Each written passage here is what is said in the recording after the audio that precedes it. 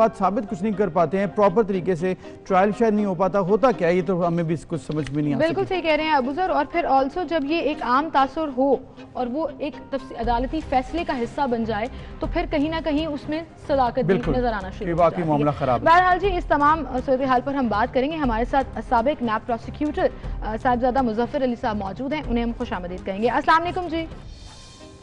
बहुत शुक्रिया वक्त देने के लिए। आप काफ़ी अरसा नैब के साथ अटैच रहे हैं। ये जो कल बातें हुई, जो एक तो तफसीली फैसला जारी हुआ और जो एक जनरली भी एक आम तासुर है कि नैब बातें बहुत बड़ी बड़ी करता है, अकाउंटेबिलिटी के नाम पर प्रूफ कुछ नहीं हो पाता, स्पेशली इन पॉलिटिकल और ब्यूरोक्रेटिक मामलात जो केसेस चल रहे होते हैं उनके ऊपर।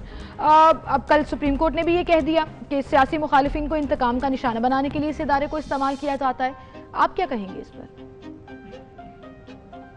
शुक्रिया जी। मैं आपको बताऊं कि कोई भी जब केस इन्वेस्टिगेट होता है और इन्वेस्टिगेशन में सारा जो डाटा कलेक्ट होता है, evidence, that is subject to the test of a trial.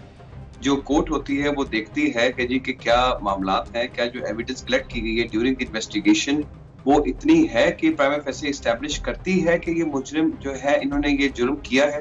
तो ये तो अभी टेस्ट ऑफ ट्रायल की बात है और अभी एविडेंस आनी है। और आपने देखा होगा कि ऑनरेबल सुप्रीम कोर्ट ने आखिरी पैरा में ये लिखा भी है कि ये जितनी भी हमने ऑब्जर्वेशंस दी हैं that will not be depend upon the outcome of the case.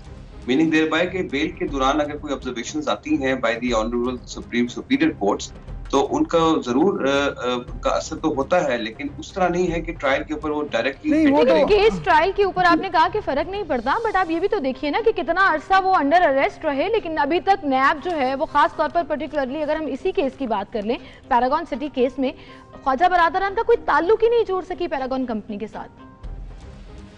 आप देखिए जो एविडेंस डिस्कस की गई है जजमेंट के अंदर भी वो आपकी बात मैं कंसेंट करता हूं कि वाकई ही ये बात सामने आई है कि डायरेक्ट इनडायरेक्ट रिलेशनशिप जो है वो एस्टैब्लिश करना जरूरी है। लेकिन अगर आप देखें कि देयर आर 5 एलिगेशंस। अब 5 एलिगेशंस में एक जो एलिगेशन जो मेजर है वो अप्रूवल्स का है regarding the regulators. Supreme court ने सही कहा कि आपने ऑफिशियल्स को क्यों नहीं बनाया जो टीएमए या एलडीए के ऑफिशियल्स थे जिन्होंने गलत अप्रूवल्स दी या एलडीए ने इसको अगर नहीं देखा तो ये क्या वजह बनी। तो टीएमए ने अप्रूवल दी, ये जो हाउसिंग सोसाइटी है इसके मुतालिक उन्होंने कहा कि officials they should be also arrested as an accused. और उसके अलावा अगर आप देखें कि जो चीटिंग पब्लिक एट लार्ज के केसेस हैं यहाँ पे जो समझ में आई बात ये कि 68 जो कंप्लेनेंट्स थे लेकिन उनमें से 62 जो है वो कॉम्पनसेट हो चुके हैं।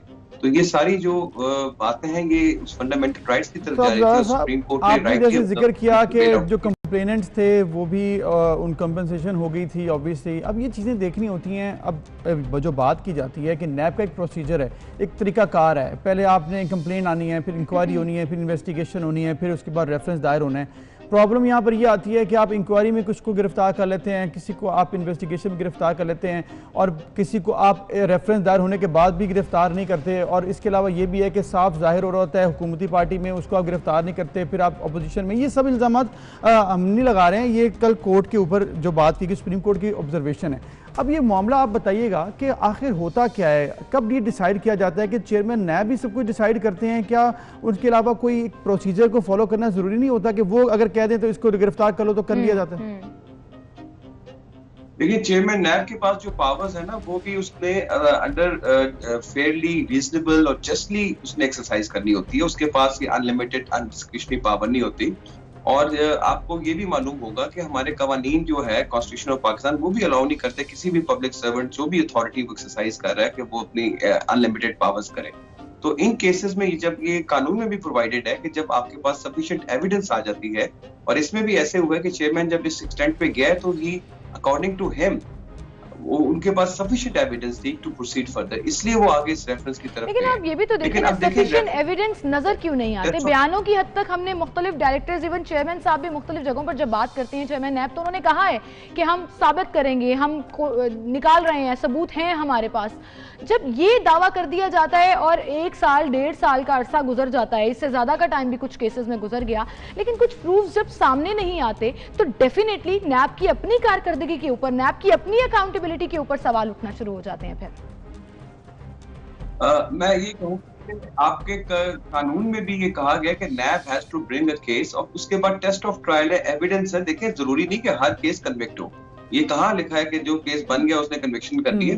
बंदों को बेनिफिट ऑफ डाउट भी मिलते हैं, और ये जो उनको बेल मिली है, इनको बहुत बड़ा अंडर अरेस्ट रखकर 1-1.5 साल अंडर अरेस्ट रखकर आप benefit of doubt by the end of the day they देंगे, तो उस 1-1.5 साल का ज़हनी अजाला कौन करेगा? या जो एक डिफेमेशन हो जाता है पूरी सोसाइटी में, इमेज को, नाम को, क्या उसके लिए फिर कोई लॉ रेगुलेशंस हैं नैब में? यही वजह है ना कि यही फैसले फिर आगे प्रेसिडेंट बनते हैं, और फिर जो इस किस्म के केसेस होते हैं वो अगर इन केस उनमें ये पीरियड नहीं ऑब्जर्व होता, जब एक फैसला आ गया, सुप्रीम कोर्ट ने इसके अंदर बेशुमार जजमेंट्स का हवाला दिया है, बेशुमार साइटेशंस का हवाला दिया है, अब वो सब प्रेसिडेंट बन चुके हैं सबऑर्डिनेट कोर्ट्स के लिए। इसलिए मैं समझता हूँ कि अगर जब ये फैसला बाकी लोगों के लिए भी बहुत मुस्तफीद होगा। आपने कहा ये अब साबित होगा। साहबजादा साहब, ये बताइएगा कि आपने जिस तरह से ओवरऑल देखा होगा गुज़िश्ता चंद सालों से नैब का जो किरदार है वो सबके सामने है कि ऑब्वियसली ये एक अकाउंटेबिलिटी के लिए बनाया गया इदारा है, लेकिन ये भी कहा जाता है कि पॉलिटिकल विक्टिमाइजेशन होती है। आप ये बताइएगा कि क्या आपको लगता है कि कहीं पर कमी है, कहीं, क्योंकि ये तो असेंबली फ्लोर पर डिस्कशन होनी है, इसके ऊपर चेंजेस भी आ सकती हैं, अब तमाम जो असेंबली मेंबरान है वो इस पर डिसाइड करें, हुकूमत भी अपोजिशन भी, कि इसके कानून में कुछ चेंजेस लाई जाएँ। कहीं पर आपको लगता है कि प्रोसिक्यूशन में कमी है, क्योंकि शहबाज शरीफ का केस हो, मियां नवाज शरीफ का केस हो, शाहिद खाकान अब्बासी का केस हो, आहद चीमा का केस हो, फवाद हसन फवाद का केस हो, कुछ भी साबित नहीं हो सका, उस तरह से सजा नहीं मिल सकी है, या मिली है तो बाद में जमानत होगी क्योंकि ग्राउंड्स ठीक नहीं थी। क्या आपको लगता है प्रोसिक्यूशन कमजोर है नैब की?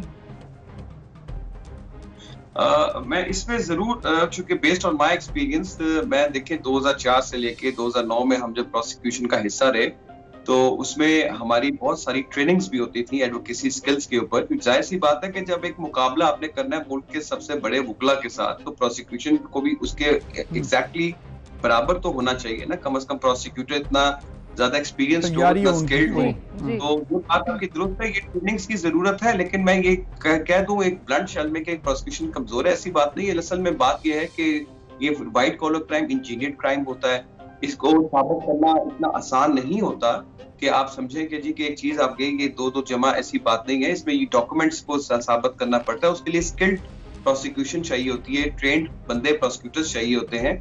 यहाँ पे ये जरूरत इस समय की है कि नैब अपने प्रोसिक्यूटर्स को ट्रेनिंग करवाए। आजकल कोर्ट्स में रोटेशन बेसिस पे छुट्टियां आ रही हैं, यहाँ पे रिटेनर कोर्सेज किए जाएं, इनको रिफ्रेशर कोर्सेज कराए जाएं, ताकि ये अपने स्किल्स को मजीद डेवलप होगा ना, जब अगर वो करना चाहे, इंटेंशन होनी चाहिए, इंटेंशन होनी चाहिए। साहिबजादा साहब, ये बड़ा मैटर करता है। बहरहाल लेट्स सी जी, कोर्ट ऑब्जर्वेशंस तो आ गई, लेकिन अब नेक्स्ट स्टेप क्या होता है, किस तरह से नैब इस केस को लेकर चलता है, वो तो एक अलग बहस हो जाएगी। लेकिन क्या आपको ये लगता है कि ये जो तमाम हालात अब खड़े हो रहे हैं, जिसमें लोग ऑपोजिशन तो बात कर ही रहे थे, अब ये सुप्रीम कोर्ट की ऑब्जर्वेशन भी है, तो खुद नैब इटसेल्फ ये रियलाइज़ करेगा कि कुछ रिफॉर्म्स की ज़रूरत है, एक्चुअली में हमें ओवरलुक करना पड़ेगा कुछ चीज़ों को, और इनटू लुक करना पड़ेगा डिफरेंट चीज़ों को? देखिए, जब भी कोई फैसला आता है ना किसी भी आला अदलिया का, तो उस फैसले में जो डायरेक्शंस पास की जाती हैं वो फ्यूचर के केसेस के ऊपर बहुत लागू होती हैं। जब वो इन्वेस्टिगेट होते हैं, मेरे एक्सपीरियंस के तहत कि इस फैसले की बड़ी ही वैल्यू होगी और अदर केसेस।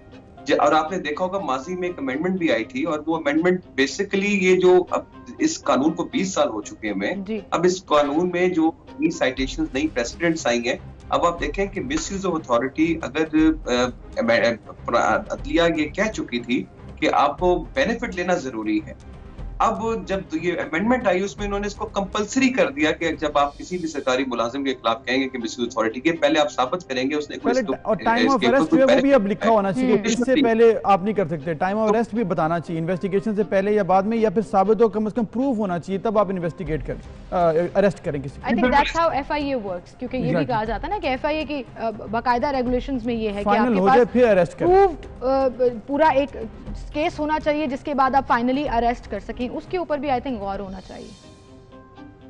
जी बिल्कुल ऐसे है, ये अमेंडमेंट्स के लिए इसमें बहुत जरूरत है इस कानून में। और अब जब चूंकि अब इतनी सारी जजमेंट्स आ चुकी हुई हैं, इन्हीं जजमेंट्स की रोशनी में अमेंडमेंट्स चाहिए ताकि ये बेसिकली। बहुत शुक्रिया साहबजादा साहब, आपने इस बात से इत्तेफाक किया कि अमेंडमेंट्स चाहिए होंगी, और अमेंडमेंट्स जो हैं हमें लगता है कि ऑब्वियसली फौरी तौर पर चाहिए होंगी, और ये पार्लियामेंट के अलावा कोई भी अमेंडमेंट नहीं कर सकता, तो पार्लियामेंट सबको मिलकर बैठकर ये फैसला करना चाहिए और फिर ही आगे मामला चल सकते हैं। बहुत शुक्रिया साहबजादा मुजफ्फर अली साहब, आप हमारे साथ मौजूद थे। मुझे लगता है कि ये जिस तरह से बात हो रही है ना,